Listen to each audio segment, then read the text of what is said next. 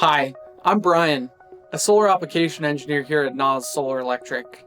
Today I'm answering some common questions about parallel versus series wiring for solar panels and batteries.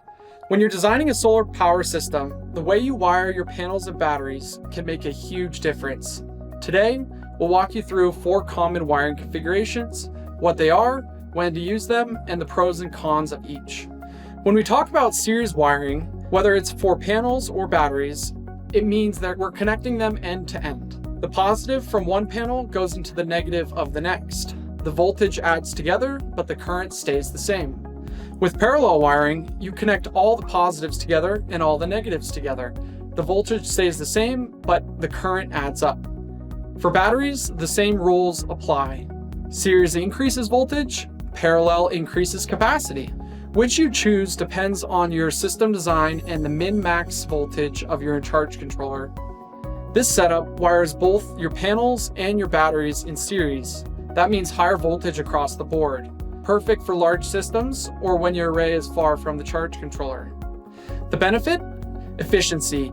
Higher voltage means lower current, so you can use smaller wire and lose less power over distance, and no need for a combiner box or breakers at the array. In cloudy, low light situations, the charge controller might have enough voltage to charge the batteries at a reduced rate due to the clouds. The downside? Higher voltage requires high voltage disconnects and charge controllers with higher max DC input voltage. And with series wiring, shading on one panel can affect the whole string. In cloudy, low light situations, the charge controller probably won't have enough voltage to charge the battery bank. In this setup, your panels are still wired in series to keep voltage high on the PV side, but your batteries are wired in parallel to keep the system voltage low while increasing capacity. This works well for systems like RVs, where you want efficient PV wiring, but still run common 12-volt equipment. The trade-off? Your battery cables will see higher currents, so you'll need thicker wire on that side.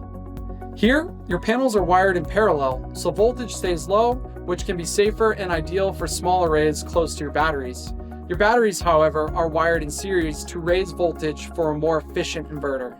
It's a good match when you want a high voltage battery bank for inverter efficiency, but you don't need high PV voltage because your array is nearby. The drawback is higher PV current, which can mean thicker wire from panels to controller. Finally, a parallel wiring. Everything runs at low voltage, simple, safe, and easy to expand.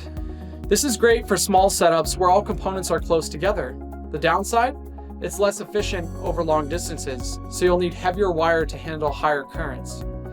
So, whether you go series, parallel, or a mix, it all comes down to your system size, voltage requirements, and how far your panels are from your batteries.